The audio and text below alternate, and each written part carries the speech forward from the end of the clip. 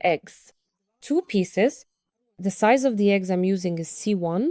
Each one weighs about 54 to 55 grams on average. Ideally, the eggs should be at room temperature, but since they live in the fridge, mine are cold, so we're using cold eggs. Sugar, 50 grams and half a teaspoon of salt, a little less. Vanillin, a pinch, or a packet of vanilla sugar.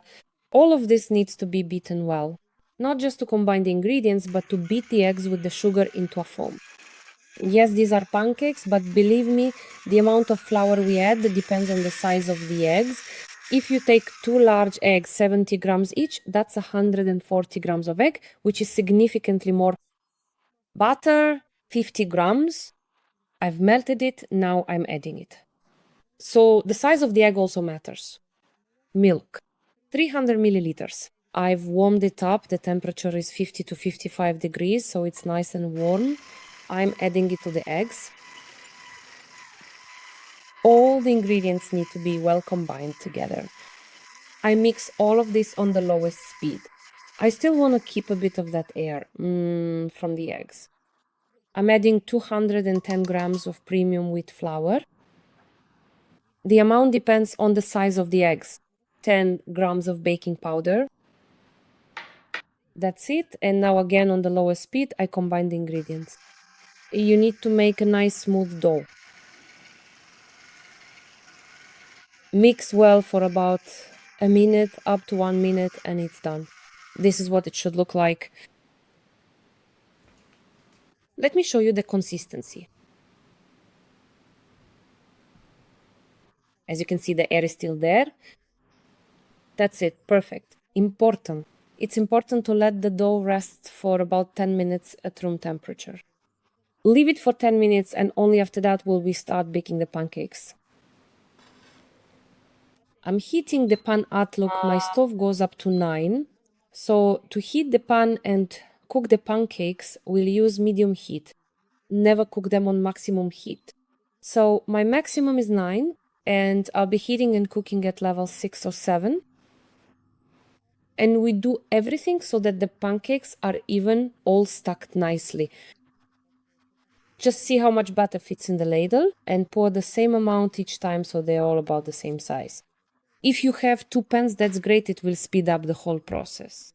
I didn't grease the pan with anything because, well, there's already oil in the butter. They cook pretty quickly. As soon as I see, here's how I tell, if about 40% of those bubbles have popped, I flip them. So about 40%, that's perfect, just perfect. And on the other side, just 15 seconds, no more. Please don't overcook them. They should stay soft, lovely, and tender. And as you can see, we fry all the pancakes this way. The size depends entirely on your preference. Don't forget to use medium heat, not the highest. When about 40% of the bubbles have popped, flip it over. And another important point, when you scoop the batter for the pancake, do it carefully. There's no need to stir all the batter every time.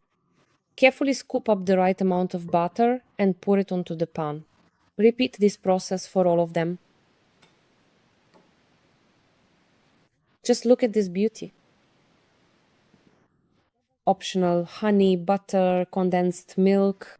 Enjoy your pancakes with whatever you like best. Just eat them the way you find most delicious. I highly recommend you try making these pancakes. They're unlike anything else.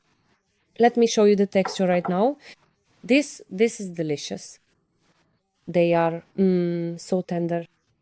Trust me, even if someone manages to save some for the next morning, they'll still be just as tender, soft, and tasty. Just the perfect batter for perfect pancakes.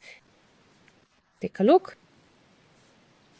Be sure to make them for yourself, for your loved ones, for your family. A little variety for breakfast. See how tender they are? Wow! Definitely give them a try, and as always, enjoy your meal.